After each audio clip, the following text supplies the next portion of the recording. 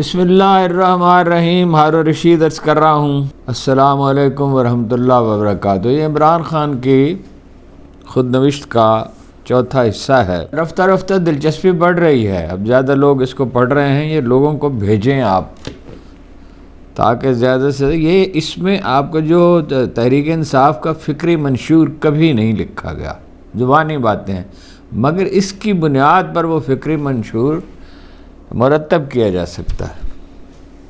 تو وہ لکھتے ہیں پاکستان اور بھارت کی دشمنی بھی استعمار کا ورثہ ہے، غلامی کا ورثہ ہے.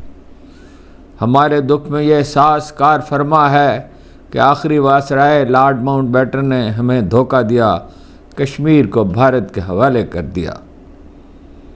پنجاب میں خاص طور پر ہندوستان کے خلاف ایک کھولتی ہوئی نفرت ہے.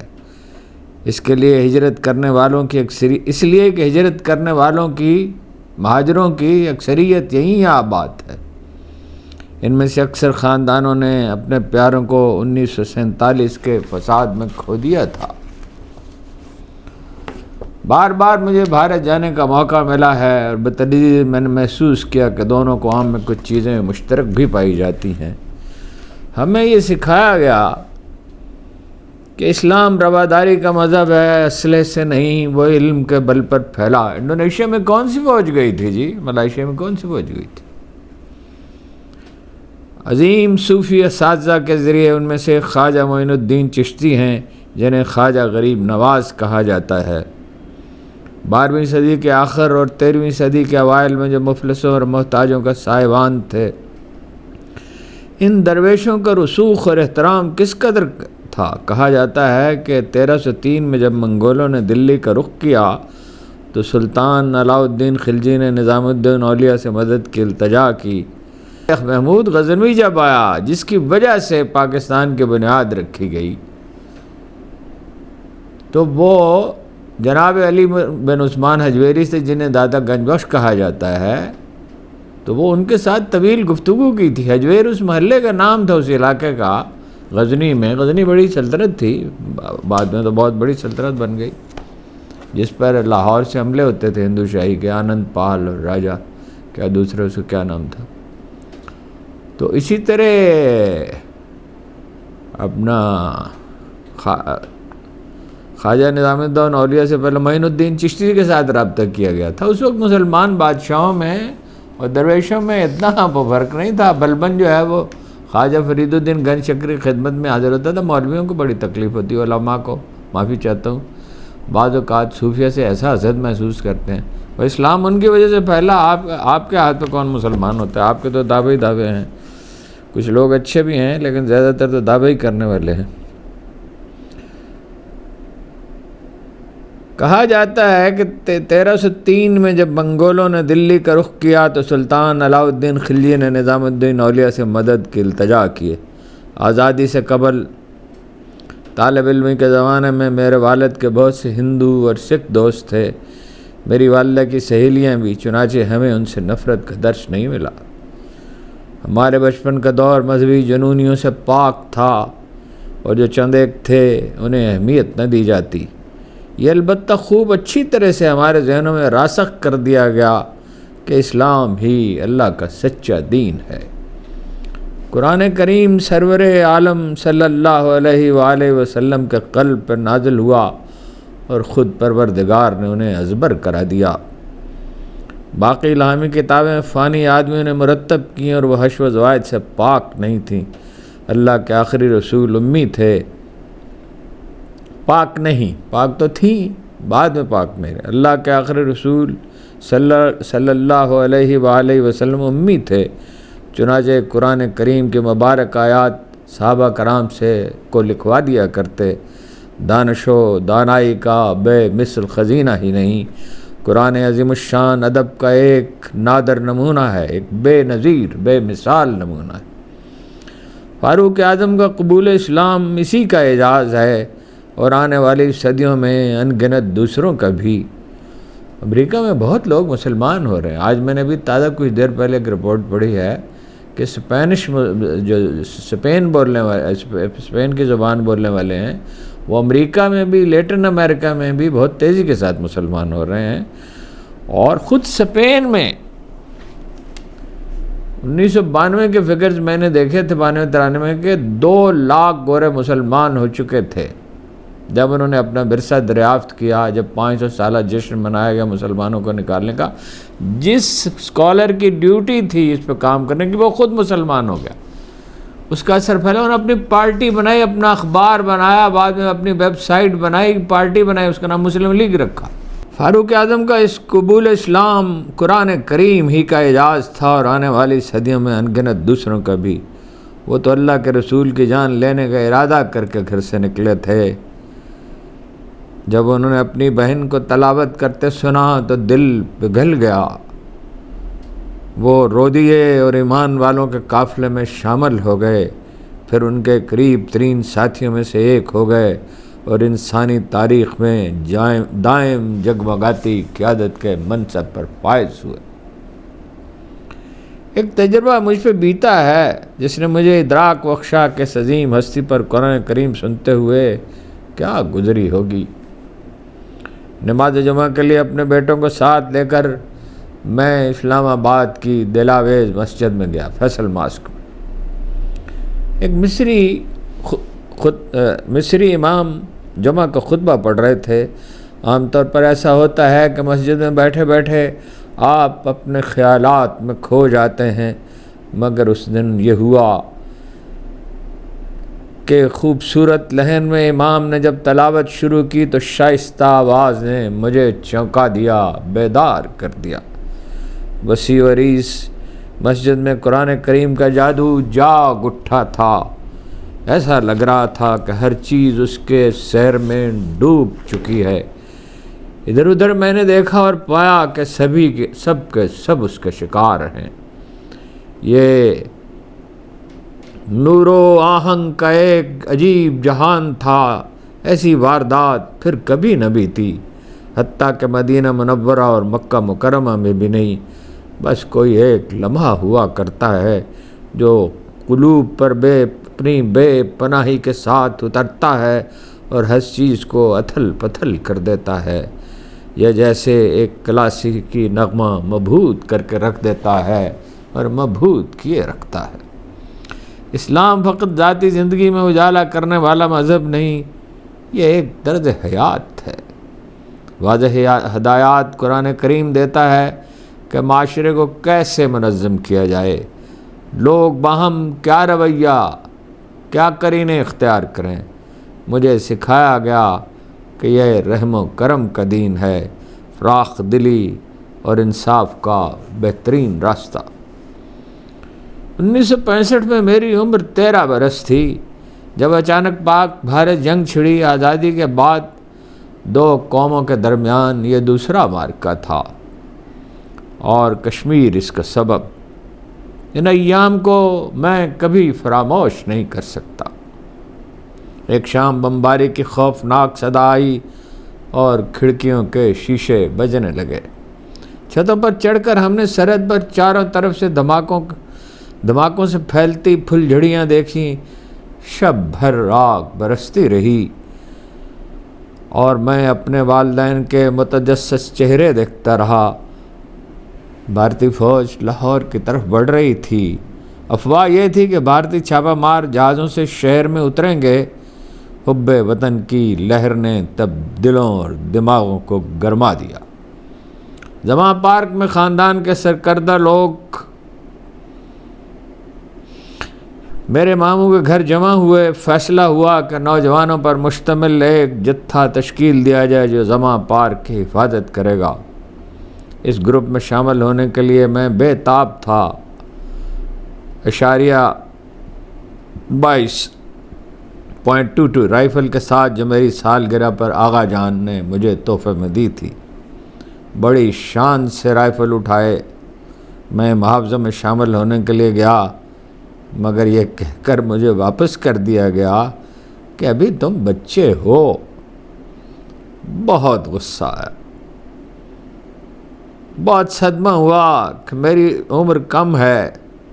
کیوں میری عمر کم ہے۔ پھر میری بہنوں کے ساتھ مجھے شہر سے دور بھیج دیا گیا۔ ہم راولپنڈی پہنچے تو نواحِ شہر میں نے قبائلی رضاکاروں کے گروہ دیکھے جو فوج کی مدد کرنے آئے تھے۔ بعد میں پتہ چلا کہ میرے رشتے کے بھائیوں نے گھات لگا کر 2 معصوم شہریوں کو قتل کرنے کی کوشش کی۔ وہ سمجھے یہ بھارتی چھاپہ مار ہیں۔ دشمن کو شکست دینے کے لیے پورا ملک متحد تھا۔ میں سمجھتا ہوں ایسا اتحاد پھر کبھی قائم نہ ہوا۔ البتہ 1992 میں عالمی کرکٹ کا عالمی کپ جیتنے پر ساری قوم نے مسرت کا اظہار ضرور کیا۔ جو میں بڑا ہوتا گیا، نہ صرف اپنے وطن سے میری محبت بڑھتی گئی بلکہ شہروں کے باہر پھیلی ہوئی کشادہ فضاؤں سے بھی۔ لاہور کی جھلسا دینے والی گرمی سے نجات کی تمنا میں گرما کے ہر موسم میں اپنے والدین کے ساتھ میں پہاڑ پر چلا جایا کرتا۔ وہ سنسنی خیز مسرت جب بلند پہاڑوں کے قریب ہم جا پہنچتے اور ہوا خنک ہونے لگتی۔ پنجاب کی اذیت ناک گرمی سے گزرنے والے ہی اس لطف کا کچھ اندازہ کر سکتے ہیں۔ اس دور میں گھر ایئر کنڈیشن نہیں ہوتے تھے۔ پہاڑ پر ہم پکنک مناتے، جنگلوں میں گھومتے رہتے، بندروں، گیدڑوں اور خار پشت کو دیکھتے، اور ہاں، انواع و اقسام کے ان گنت پرندوں کو۔ خان صاحب کو میں نے اب بھی دیکھا ہے کہ پرندوں کو دیکھیں تو عجیب ایک رکت سی ان پہ طاری ہو جاتی ہے، عجیب کیف طاری ہو جاتا ہے۔ ایک بار، اور تب ہم ان کے گھر سے نکلے جا رہے تھے، ایک تیتر تھا۔ ایک تیتر کیا ہے، لیکن وہ پرندوں سے ایسی دلچسپی ہے کہ دیکھو آواز ہی بدل گئی، لہجہ ہی بدل گئی۔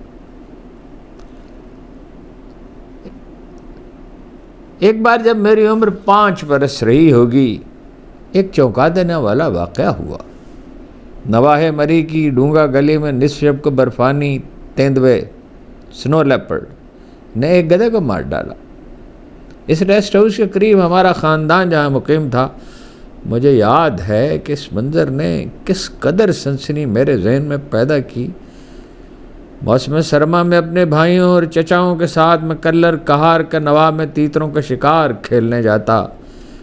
میرے بچپن کی بعض مسرت آگہی یادوں کا تعلق اسی علاقے سے وابستہ ہے۔ اب بھی وہاں خان صاحب جاتے ہیں تو عجیب کیفیت ہوتی ہے۔ ایک دفعہ ہم کھانے کے لیے وہاں گئے طارق پیرزادہ صاحب کے ہاں، تو وہ ان دنوں کو یاد کرتے رہے۔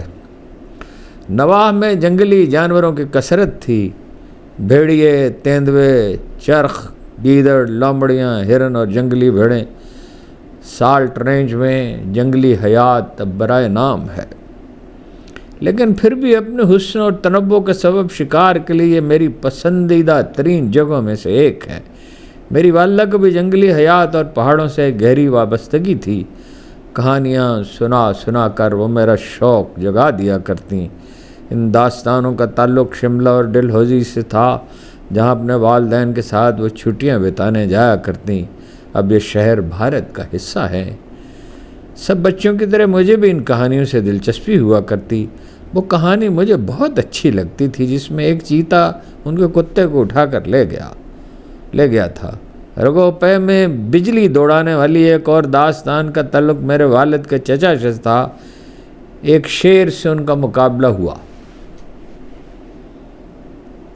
گولیاں ختم ہو جانے کے بعد بندوق کے دستے سے انہوں نے اسے مار ڈالا۔ پھر گہرے زخموں نے 6 ماہ تک انہیں ہسپتال کے بستر سے باندھے رکھا۔ وہ پولیس کے اعلیٰ ترین ایوارڈ کے مستحق ٹھہرے۔ یہ شیر زماں خیل کہا جاتا ہے۔ ان کے خاندان کو 200-300 آدمی ہوں گے اس میں۔ یہ ان کے نانا کی اولاد ہے نا، والد کے چچا کی، ان کی اولاد ہے۔ بولتے بھائی یہ ہے کہ ابا کو پتہ چلا ان کے، یعنی والد کے جو چچا ہیں ان کے والد، تو پر دادا ان کے، تو وہ غصے میں بھرے ہوئے ہسپتال گئے اور ان سے کہا، یہ میں جاتا تھا گھر میں، کبھی وہاں ٹھہر بھی جاتا تھا خان صاحب کے یہاں، تو وہ وہاں وہ داستانیں سننے میں آتی تھی۔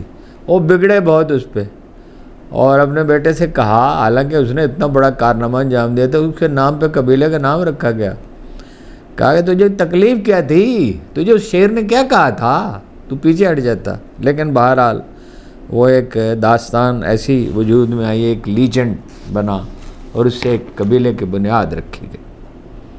1965 کی جنگ 17 دن کے بعد ختم ہو گئی۔ فوجی حکمران ایوب خان مگر اس کے نتیجے میں کمزور ہو گئے، معاملات پہ ان کی گرفت کمزور ہوتی گئی۔ کچھ ہی عرصہ بعد ذوالفقار علی بھٹو کی پاکستان پیپلز پارٹی ابھر کر سامنے آئی۔ کیلیفورنیا اور آکسفورڈ میں تعلیم پانے والے بھٹو 34 سال کی عمر میں وزیر خارجہ بنے تھے۔ اقوام متحدہ میں وہ پاکستان کی نمائندگی کرتے رہے۔ ایوب خان سے ان کی علیحدگی 1965 کی جنگ کے نتائج میں سے ایک ہے۔ اول انہیں ایک نجات دہندہ کے طور پر دیکھا گیا، بعد ازاں مگر وہ بالکل برعکس ہی نکلے۔ یہ وہ آدمی تھا جسے قدرت نے کرشماتی شخصیت عطا کی تھی۔ تاریخی شعور سے وہ بہرور تھا، اعلیٰ تعلیم یافتہ اور غیر معمولی ذہانت کا امین۔ اگر وہ چاہتا تو پاکستان کو بدل کر رکھ دیتا۔ وہ ایک قوم پرست تھا اور اس نے ملک کی پہلی عوامی جماعت تشکیل دی۔ اس کے کردار میں مگر ایک سکم ایسا تھا کہ ہر امکان کو جس نے برباد کر کے رکھ دیا۔ اس کا جاگیردارانہ ذہن اختلاف کی تاب نہیں لا سکتا تھا۔ جلد ہی انتقامی انداز ان کی حکومت کا امتیازی نشان بن گیا۔ ایک بات البتہ ہے، 1967 میں لکھی جانے والی 1967 میں لکھی جانے والی میتھ آف انڈیپینڈنس، آزادی کا فسانہ، ان کی بڑی شاندار کتاب ہے۔ اب بھی اتنی ہی افسوس کی بات یہ ہے کہ وہ خود اپنے نظریات پر پوری طرح عمل پیرا نہ ہو سکے۔ قدیم مصر سے برطانیہ اور فرانس تک کی سلطنتوں کا انہوں نے جائزہ لیا۔ تسلط قائم کرنے کی ہوس اور برتری کے لیے جدوجہد سے تصادم کی کہانی اس کتاب میں خوب بیان ہوئی ہے۔ ٹالسٹائی نے کہا تھا، ہار پھولوں سے نہیں بنتا، دھاگے سے بنتا ہے۔ جب آپ تاریخ پہ لکھتے ہیں تو سب سے اہم بات یہ ہے کسی بھی موضوع پر اس میں ایک مرکزی خیال ہونا چاہیے۔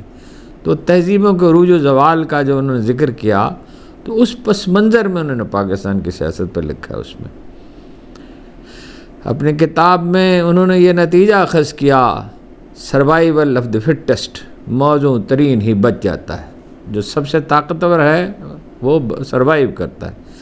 اس اصول کے تحت تسلط قائم کرنا جائز ہے۔ بھٹو کے نظریات جوانی کے اور تھے، کبھی اس پہ بات کروں گا انشاءاللہ۔ مستقبل کا بالکل درست ادراک کرتے ہوئے لکھتے ہیں، آزادی کے ان 20 برسوں میں پاکستان اور بھارت کے عوام آزادی اور مطلق برادری کے درمیان پائے جانے والے فرق سے آشنا ہیں۔ یہ نو آبادیاتی نظام کی ایک نئی صورت کا ظہور ہے، جس کے تحت چھوٹے ملکوں کے معاملات کو کنٹرول کرنے کے لیے علاقائی تسلط کی ضرورت نہیں رہے گی، فوجی تسلط کی یعنی ضرورت نہیں۔ براہ راست قبضے کی جگہ نئے استعماری ہتھ کنڈوں نے لے لی کہ زیر اثر ممالک کو مفلس اور محتاج بنا کر رکھا جائے۔ آج تو ہمارے حکمران اس کام کے لیے پورے مددگار ہیں امریکہ کے۔ 19ویں صدی میں برطانیہ نے بھارت کے ان علاقوں کو ایک مختلف انداز کا استعماری نظام دیا جنہیں راجواڑے کہا جاتا تھا۔ 500 سے زیادہ نام نہاد راجے اور مہاراجے براہ راست حکومت کی بجائے انگریز ان کٹ پتلیوں کے ذریعے ان سرزمینوں کے عوام پر حکم چلاتے۔ ہمارے پاکستانی حکمران بھی انہی جیسے ہیں، اپنے قومی مفادات کے برعکس وہ امریکی احکامات کے مطابق فیصلے کرتے ہیں۔ یہ وہ مسئلہ ہے جس کی وجہ سے پاکستان میں انتہا پسندی پنپ رہی ہے۔ جب لوگ اپنے حکمرانوں سے بیزار ہوں گے، ان پہ ان کا اعتماد نہیں ہوگا اور سمجھیں گے کہ اہمیت سے خالی ہیں، خودداری سے خالی ہیں، تو اس کا رد عمل تو ہوگا۔ جب میں جوان سال تھا تو شاہراہ قرا قرم کا رخ کیا کرتا جو بھارت، پاکستان اور چین کی سرحدوں پہ ہے۔ اپنی بہترین چھٹیاں میں نے ان پہاڑی سلسلوں میں بسر کیں۔ کوہ نوردی کے لیے یہ دنیا کے بہترین مقامات میں سے ایک ہے۔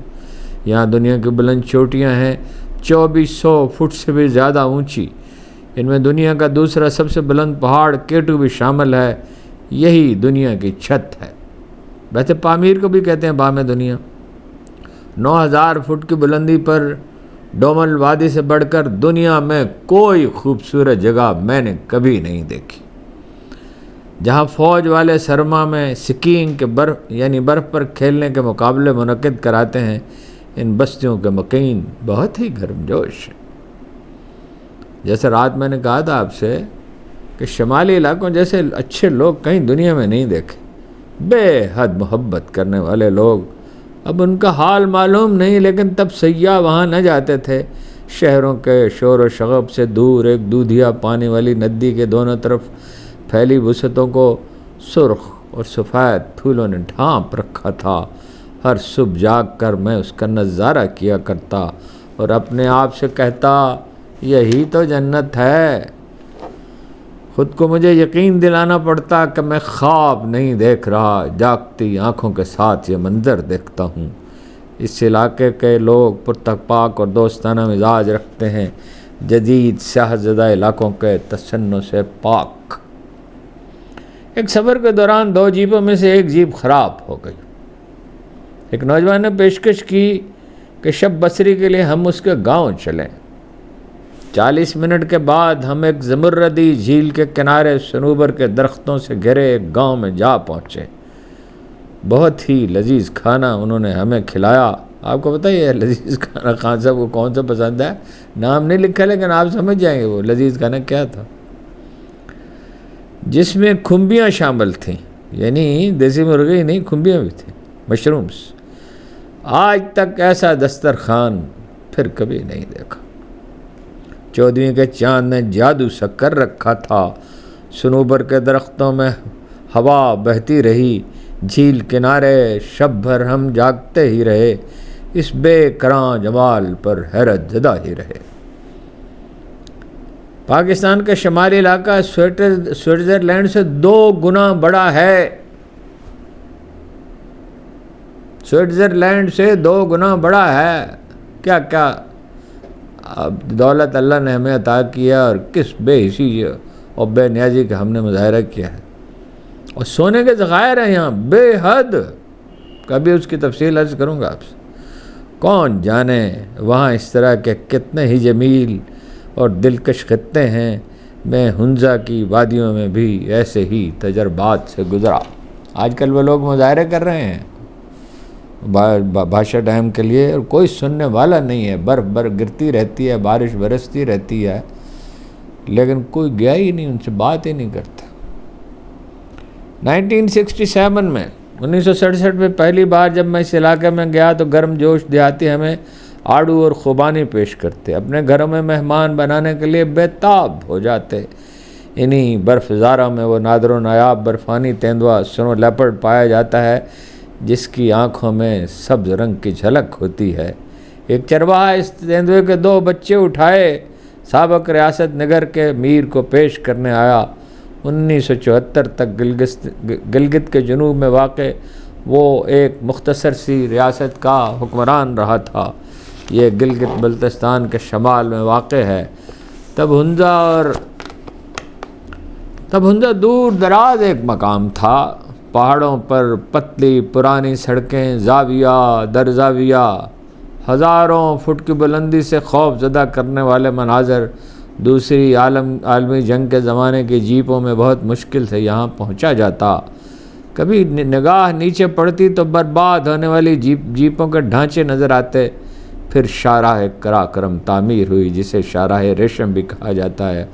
ہزاروں برس سے اس راہ سے تجارت ہوتی آئی تھی، لیکن خطرہ مول لینے والے ہی اس پہ سفر کر سکتے تھے۔ اب یہ ایک باقاعدہ سڑک ہے، دنیا کا 8واں عجوبہ، اس لیے کہ یہ دنیا کی بلند ترین شاہراہ، تمام دنیا میں اتنی اونچی سڑک کوئی نہیں ہے۔ کرۂ ارض پر کسی بھی سڑک کی تعمیر اتنی دشوار کبھی نہیں تھی۔ پاکستان اور چین کو اس کام میں 20 برس لگے اور 900 زندگیاں اس کی نذر ہوئیں۔ یہ دنیا کے حسین ترین پہاڑ ہیں۔ لوگوں کا رویہ اب بھی دوستانہ ہے، اگرچہ ترقی کے عمل نے اپنی قیمت وصول کی ہے۔ آبادیوں میں ہولناک اضافے کے علاوہ ٹمبر مافیا نے بے دردی سے درخت کاٹ کر جنگل ویران کر دیے ہیں۔ افسوس کہ نئے زمانے پاکستان کے بہت سے علاقوں میں تباہی لے کر آئے ہیں۔ جو بڑی بڑی تبدیلیاں رونما ہوئی، ان میں سے ایک یہ ہے کہ 1947 میں جو آبادی 4 کروڑ سے کم تھی 4.5 گنا بڑھ کر اب 18 کروڑ ہو چکی، جب یہ کتاب انہوں نے لکھی ہے۔ اب تو 25 کروڑ ہے۔ ہمارے ملک کا فطری حسن اور جنگلات تیزی سے غائب ہو رہے ہیں۔ 1950-60 کی دہائی میں یہ بات واضح ہو چکی تھی کہ پاکستان کو تباہی سے دوچار کرنے والے مسائل میں یہ ایک بڑا مسئلہ ہے۔ اصل مسئلہ تو خود ریاست کے تانے بانے کی خرابی ہے، جس نے انگریزی روایات اور اداروں کے ساتھ ہماری غلامانہ وابستگی سے جنم لیا ہے۔ بجائے اس کے کہ ہماری اشرافیہ نوآبادیاتی غلامی کا توق اتار کر پھینک دیتی، الٹا اس نے اور بھی مضبوطی کے ساتھ اپنے ساتھ چمٹا لیا۔ جس قدر کوئی پاکستانی انگریزوں کی نکالی کرے گا، اسی قدر اس کی سماجی حیثیت میں اضافہ ہوتا جائے گا۔ پاکستان نے انگریز بننے کی روش اختیار کی، پاکستانیوں نے انگریز بننے کی روش اختیار کی۔ ہوٹلوں کے بیروں سمیت ہر کوئی انگریزی بولنے لگا، انگریزی سوٹ وہ پہننے لگے، ہم بچے انگریزی فلمیں دیکھا کرتے، اختتام ہفتہ پر زیادہ مہذب لوگ انگریزی دھنوں پہ رقص فرماتے، ان میں سے بعض تو اردو بھی انگریزی لہجے میں بولتے، ایسے بھی ہیں جو چپاتی اور گاڑھے شوربے والا سالن چھری کانٹے کے ساتھ تناول کرنے کی کوشش کرتے دکھائی دیتے۔ ان کا کتنا مذہقہ خیز منظر ہے۔ ان کے بنائے ہوئے کلبوں کی رکنیت حاصل کرنے کے لیے ایک پاکستانی کو انتظار اور کوشش سے گزرنا پڑتا ہے، بالکل برعکس ایک گورا جب چاہے دروازہ کھول کر اندر داخل ہو جائے، ویٹر اس سے کوئی سوال نہیں کرے گا، پوچھنے کی جرت ہی نہیں کرے گا۔ تو وہ ممبر ہے بھی یہ نہیں۔ کراچی کے سندھ کلب میں جو اپنے آپ سے متنفر کالے صاحبوں کے پسندیدہ آماج گاہ ہے، پاکستانی ثقافت سے وابستہ کسی چیز کو گوارا برداشت نہیں کیا جاتا۔ 1871 میں یہ کلب انگریزوں نے تعمیر کیا تھا۔ 1974 اس وقت میں شلوار قمیض پہن کر داخل ہونے کی اجازت نہ تھی۔ اس سے پہلے بھی ایک بوٹ کلب ایک بنا تھا، مشتاق یوسفی صاحب نے ادرائے کرم ایک دفعہ مجھے مدعو کیا تو میری چپل پہ انہیں بڑا سخت اعتراض تھا، وہ تو یوسفی صاحب نے انہیں سمجھایا تو وہ ٹل گئے۔ فوجی اور سول افسروں کی اکثریت پر مشتمل مختصر سی اشرافیہ نے مقامی باشندوں سے کراہت ورثے میں پائی ہے۔ اقبال ایسے مفکرین سے رہنمائی حاصل کرنے کی بجائے استعماری انداز میں وہ لوگوں پر حکم چلانے کی کوشش کرتے ہیں۔ استعماری عہد کے تمام ادارے جوں کہ توں رہے۔ عام پاکستانیوں کے لیے فرق صرف یہ واقع ہوا کہ انگریز کی جگہ کالے صاحب نے لے لی۔ بعض اوقات ان کا رویہ غیر ملکیوں سے بھی بدتر ہوتا۔ جب غلام آقا ہو جائے تو اپنے ہم نفسوں کے ساتھ اور بھی برا سلوک کرتا ہے۔ بہت سے افسر انگلش میڈیم سکولوں سے آتے ہیں جو برطانیہ نے بنائے تھے، انگلینڈ کے پبلک سکولوں کی طرز پر۔ 1948 میں میرے والد امپیریل کالج لندن سے اعلیٰ تعلیم کے بعد واپس آئے۔ اپنے علاقے میں وہ دوسرے شخص تھے جنہیں لندن ریٹرن کا مقام حاصل تھا۔ ریلوے اسٹیشن پر پورے کا پورا قصبہ ان کے استقبال کو امٹ پڑا۔ ایسے لوگوں کا سماجی مرتبہ دفعتاً بلند ہو جاتا ہے، ان کی شادیاں زیادہ بارسوخ گھرانوں میں ممکن ہو جاتی ہیں۔ پاکستان اور اس سے زیادہ بھارت میں ابھی شادی کے لیے گورے رنگ کو ترجیح دی جاتی ہے۔ بھارت میں تو شادی کے لیے دیے جانے والے اشتہارات میں گاہے اس کا اعلان بھی کیا جاتا ہے۔ کتنے زمانے اس طرح گزرے کہ بھارت بیرون ملک سے در آنے والوں کے شکار گاہ رہا۔ شمال مغرب سے آنے والے فاتحین اکثر سرخ و سفید رنگ کے ہوتے، لہذا بر صغیر کی ذہنیت میں جسمانی رنگ کی فوقیت کا احساس بہت گہرا ہے۔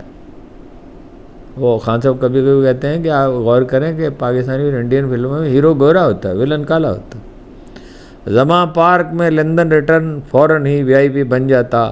جب بھی میرا کوئی کزن برطانیہ سے حصول تعلیم کے وطن واپس آتا، ہم سوالات کے انبار لے کر اس کے پاس جا پہنچتے۔ وہاں زندگی کیسے بسر کی جاتی ہے؟ مغرب سے محض ان کی شناسائی ہی ان کا سماجی مرتبہ بلند کرنے کے لیے کافی تھی۔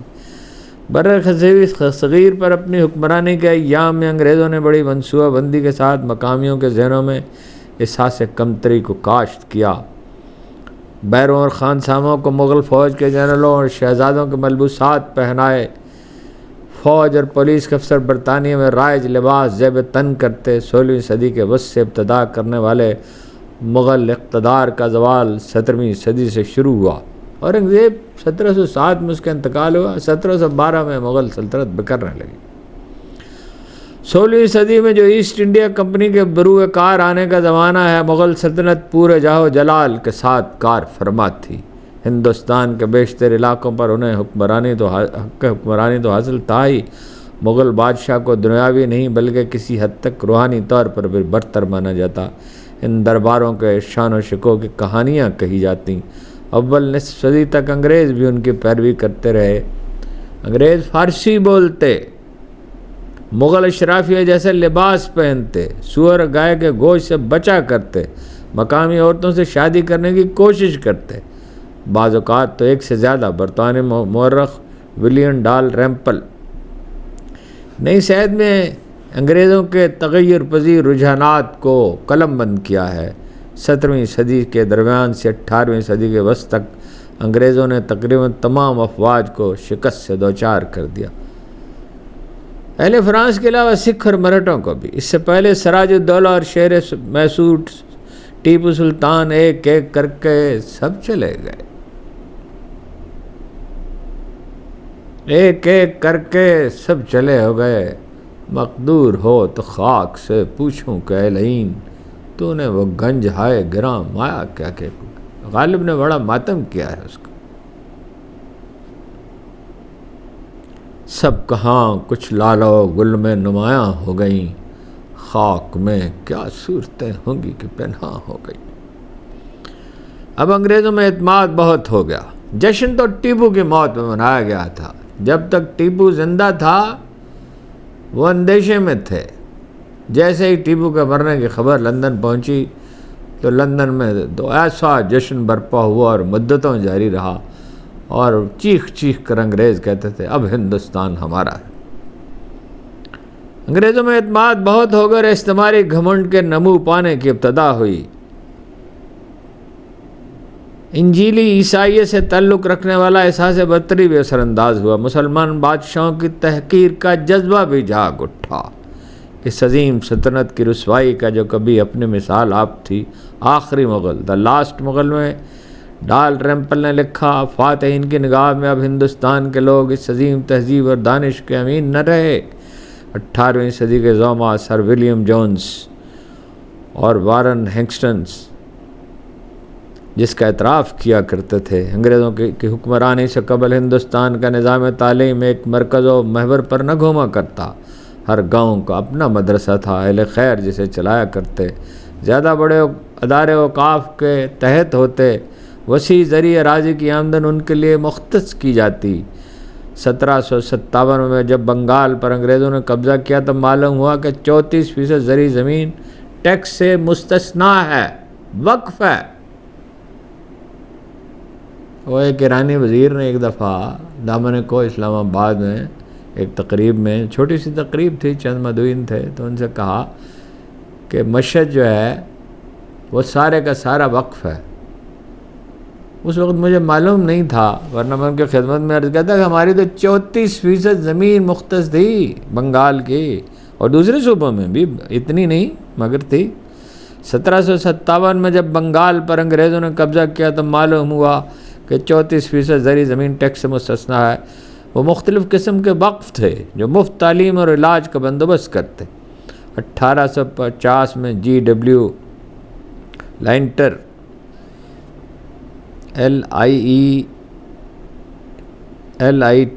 لائنٹر کی طرف سے کیے جانے والے ایک سروے کے مطابق اوقاف کے تحت چلنے والے بعض مدارس کا معیار نہایت ہی بلند تھا۔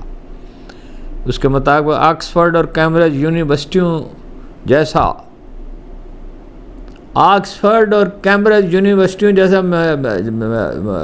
معیار تھا ان اداروں کا۔ اعلیٰ درجے کے اساتذہ ان اداروں میں بخوشی بمسرت کام کرتے کہ ہر ٹرسٹ کی معقول آمدن کے سبب ان کے معاوضے بہت موزوں ہوتے۔ لینٹر نے مشرقی پنجاب کے ضلع ہوشیارپور کا سروے کیا۔ اس کے مطابق اس علاقے میں خواندگی کی شرح 84% تھی، 84%۔ 1947 میں انگریز گئے تو یہ شرح 9% رہ گئی تھی۔ انگریزوں نے زمینوں پر قبضہ کر لیا، اوقاف ختم کر دیے، آمدن کے ذرائع ختم ہوئے تو مدارس بند ہو گئے۔ اب انہوں نے انگریزی پڑھانے والے اسکول بنائے اور تعلیم مرکز سے کنٹرول کی جانے لگی۔ کتنا پیسہ لوٹا ہے انگریز نے، $2000 بلین ایک اندازہ، میرا خیال اس سے بہت زیادہ ہے۔ اس پہ بھی ایک کتاب ہے بڑی شاندار، اس کے کچھ اقتباسات کسی دن عرض کروں گا۔ یہ ایک نیا طبقہ تخلیق کرنے کا منصوبہ تھا۔ لارڈ تھامس میکالے کے بقول جو رنگ و روپ میں ہندوستانی مگر انداز فکر و نظر میں برطانوی ہو، اپنی آراء میں، کردار اور ذہنی اپج کے لحاظ سے پسند و ناپسند سبھی میں، وہ دراصل اپنی روح میں وہ برطانوی ہو۔ انہیں برطانوی معیار کی اسناد دی جاتی اور ان کے پیٹھ پیچھے ان کی تذلیل کا سامان یوں ہوتا کہ انگریز انہیں براؤن صاحب، کالے انگریز اور بیبون کہہ کر ان کا مذاق اڑاتے۔ بیبون افریقہ میں پایا جانے والا ایک بندر ہے، بعد میں یہی بابو میں بدل گیا۔ ہندی میں یہ لفظ باپ کے لیے برتا جاتا ہے، لیکن انگریزوں کا مطلب ہرگز یہ نہیں تھا۔ یہ اتنی دلچسپ روداد ہے، میرا جی چاہتا میں پڑھتا ہی رہوں اس کو۔